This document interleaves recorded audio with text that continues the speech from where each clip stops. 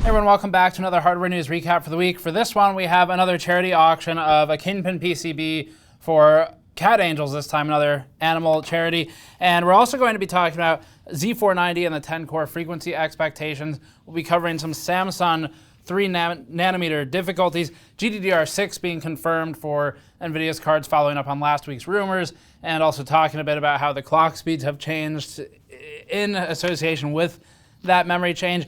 ASUS doing some really interesting stuff with liquid metal on its laptops, including the semi-automated application of liquid metal on those laptops. That's been a big challenge.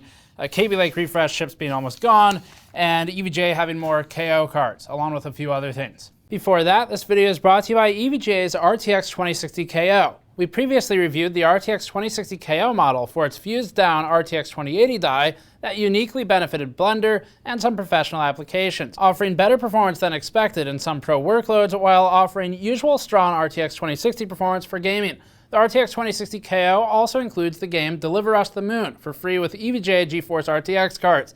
EVGA is actively restocking its RTX 2060 KO with new dies, which you can find linked in the description below. First up, there's been a lot of bad news in the world lately, so we wanted to start off with something a bit more uplifting for you all, especially since we're in the hardware world. So we can hopefully provide some relief from the daily news that's been going on in world news. So we previously did a charity auction of one of these. We have 3 of them. They are autographed by KINGPIN. He's the world's top-ranked 3D graphics overclocker for as long as I can remember. And they are blank 2080 Ti PCBs, so it's just gold and black. These are really cool. You can't get them anywhere unless you know KINGPIN himself. And he sent us 3 earlier in the year so that we could do charity auctions throughout the year. And we're going to be, I guess if you're maybe Louis Rossmann, as I said last time, you could maybe even buy the individual components and solder them on, but good luck. Either way, these are pretty cool. They don't have the GPU on them, but that's what makes them unique. And the last one we listed for charity auction was alongside a medium GN mod mat that was autographed by the whole core team here, and also alongside an EVGA X299 dartboard, which we listed with it because it also has a blank PCB, except that one's for a motherboard.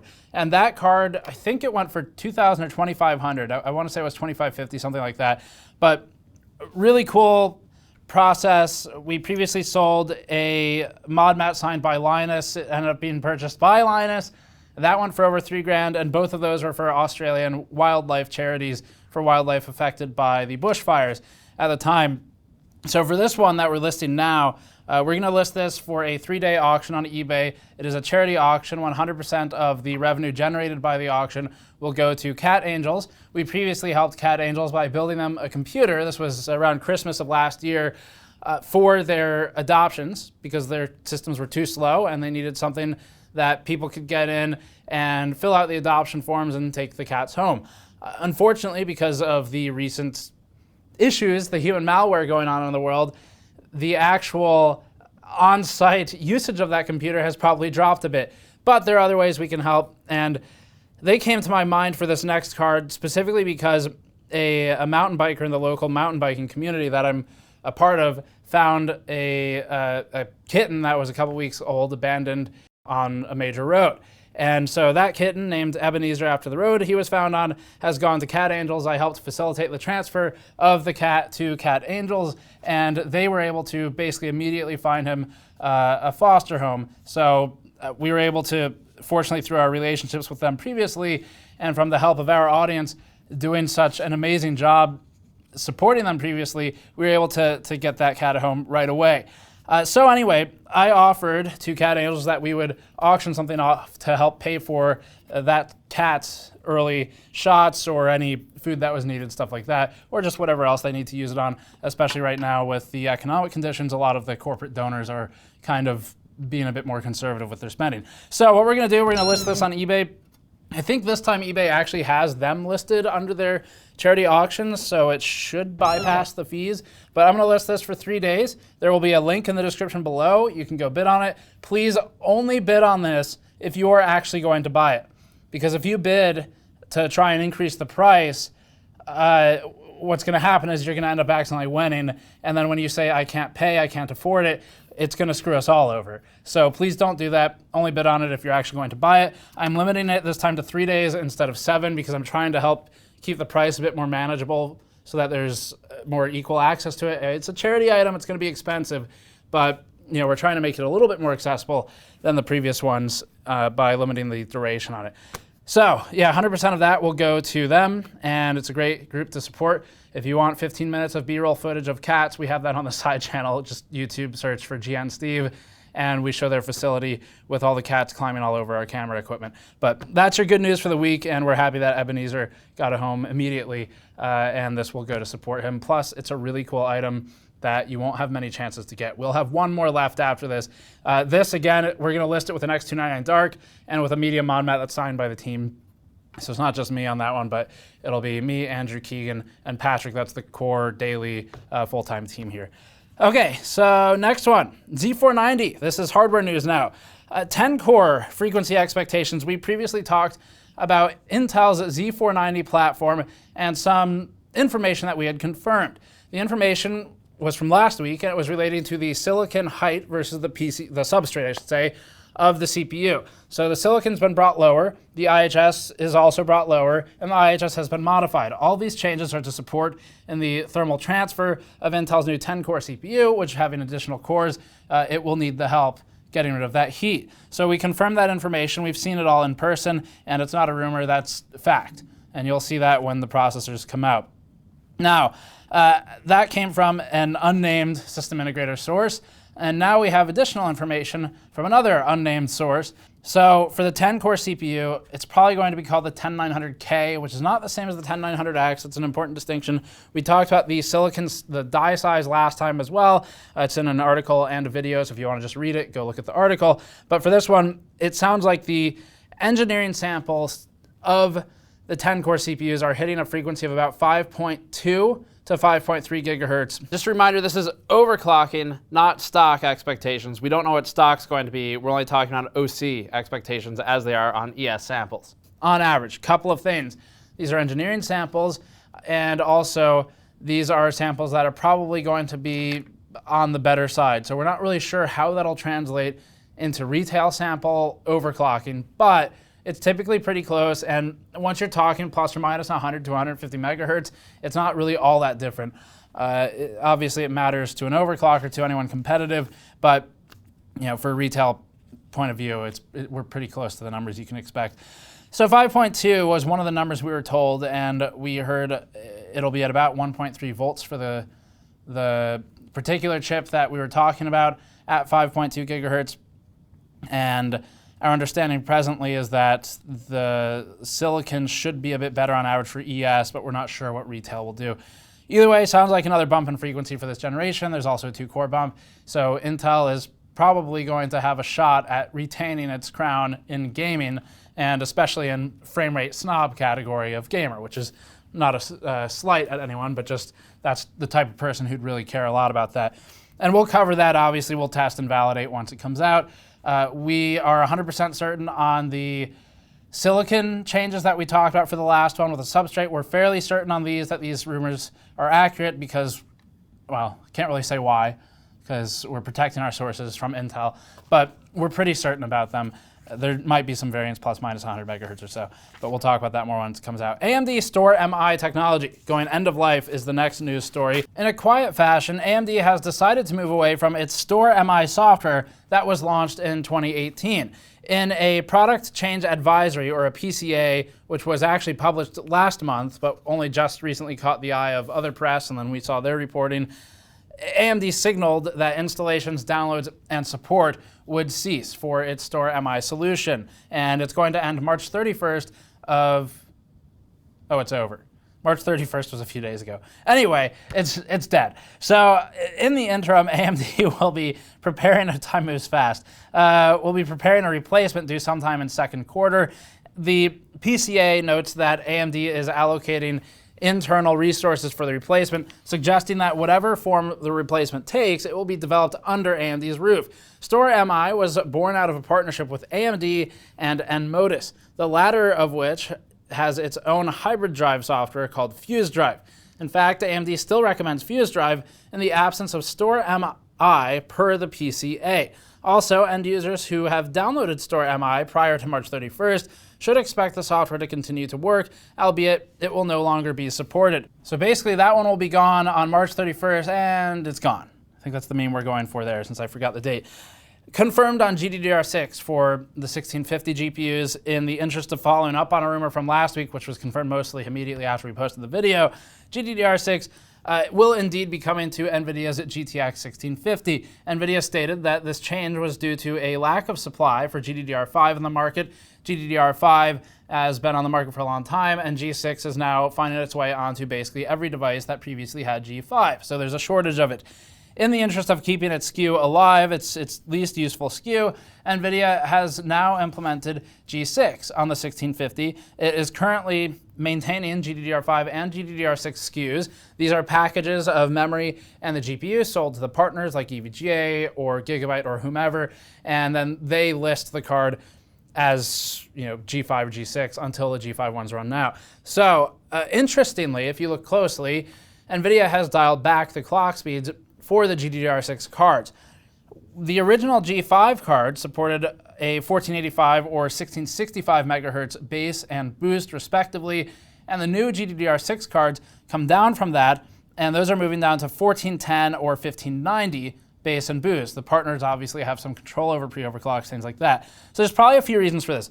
One, the newer GDDR6 is a mighty upgrade over GDDR5 for NVIDIA's architecture. The new G6 runs at 12 gigabits per second for the 1650, whereas the G5 solution was previously 8 gigabits per second. That's bits, not bytes, to be extremely clear there. GDDR6 comes with a significant bandwidth increase to the tune, in this installation, of about 192 gigabytes per second compared to 128 bytes per second for the GDDR5 solution on the cards. Now, with both the 1650 Super and the 1650 hosting a 4 gigabyte frame buffer, you end up, and G6 now, you end up with a scenario where NVIDIA presumably had to do something to maintain its product segmentation and its pricing structure. So that's probably why you see the clock drop. Additionally, even though G6 is intended to be more energy efficient than G5, the higher speed and bandwidth doesn't come for free when the card is limited to 75 watts. The GTX 1650 has to draw all its power through the PCIe slot, as it doesn't have any auxiliary power connections. We know that dialing clocks back a bit also helps keep the card within its power envelope. Of course, that's for NVIDIA's reference, and base cards, the AMD partners can forego 75 watts if they want to and add a 6-pin power connector. And that's what EVGA has done to get a boost to 1710 megahertz on a 1650 SC Ultra GDDR6 gaming model. At the time of writing, at least one other partner, that'd be Gigabyte, has announced the GDDR6 model. There will probably be others from MSI and the rest in short order. We can expect to see more coming in the days and weeks following. Samsung's 3nm might not enter volume production until 2022. Among other industries caught in the crosshairs of the current human malware pandemic, there are foundries. Both TSMC and Samsung have had their ups and downs, and it seems the latest casualty may be Samsung's 3nm node. According to Industry Profits Digitimes, Samsung's 3nm node, which was scheduled to enter volume production in 2021, is likely going to be delayed until 2022. Specifically, it seems Samsung is having difficulties getting the necessary equipment installed due to the pandemic playing out across the globe. Earlier this year, Samsung showed off a 3nm prototype based on GAAFET, G-A-A-F-E-T, or gate all-around field effect transistors, with the intent of entering volume production in 2021. With the delay, it seems Samsung will be on the same timetable as TSMC now, who is also looking to enter volume production with its own 3nm process at some point in 2022. ASUS announced via its ROG blog earlier this week that it intends to bring liquid metal to the masses, and in a much bigger way than we typically see. The article isn't without the on-brand ROG machismo and flexing, obviously. In this case, though, what they want to be enviable ROG certified badge might actually have some merit. Unlike on the Inwin cases or the Lian Li cases or any other case where they basically pay to have something printed on, screen printed on it. So technically, ASUS introduced liquid metal TIM in its ROG mothership previously, which was ASUS's way of saying, this is what we think a desktop replacement laptop looks like.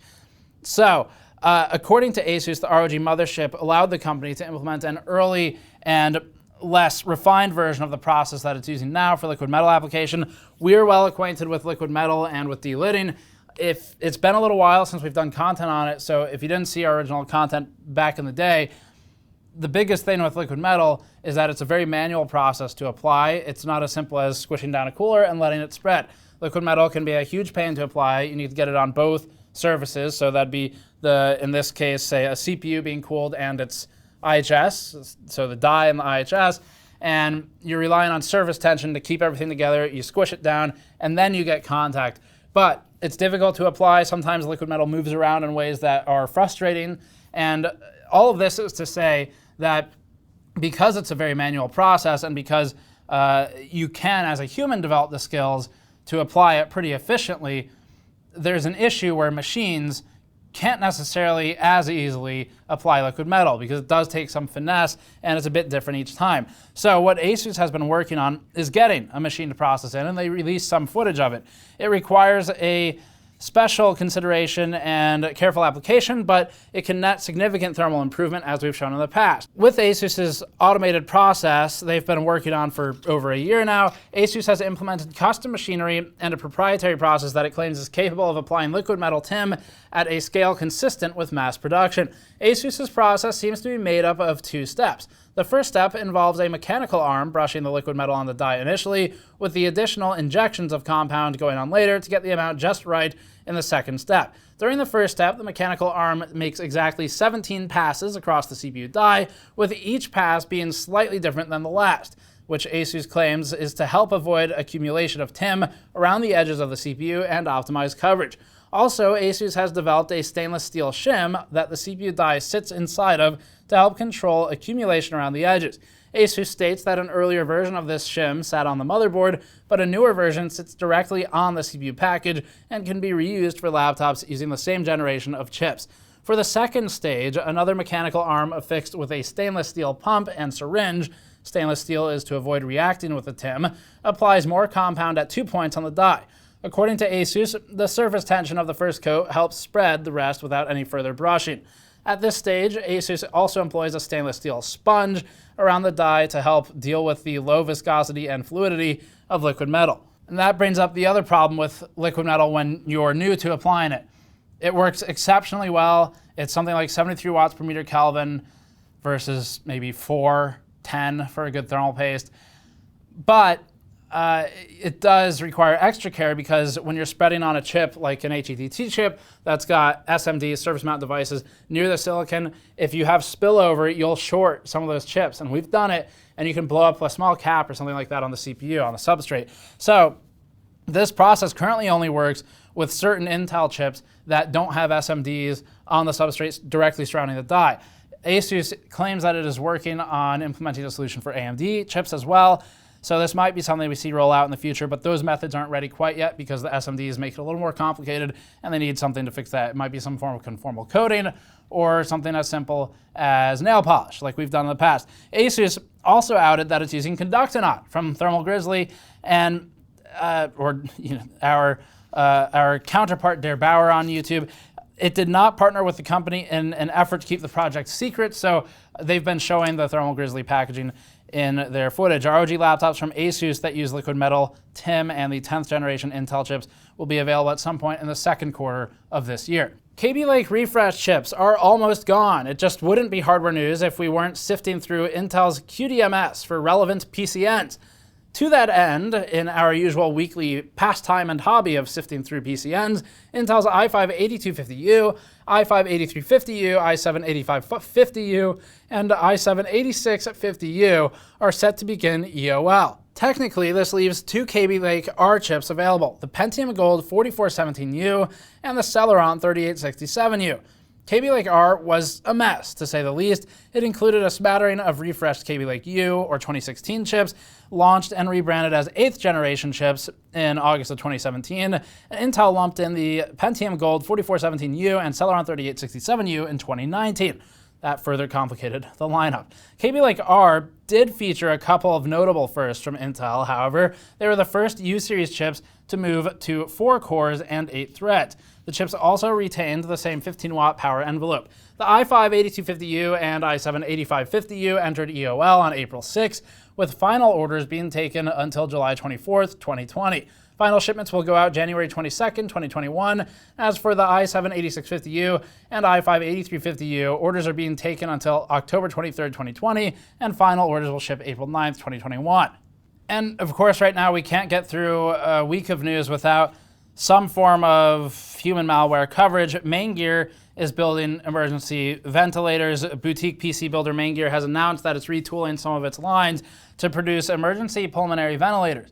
These have been named by the company as Maingear Live, or LIV, and it's a very noble effort. However, if you look at the product page for Maingear Live, you'll see that it's obviously the same people who put together the gaming product pages.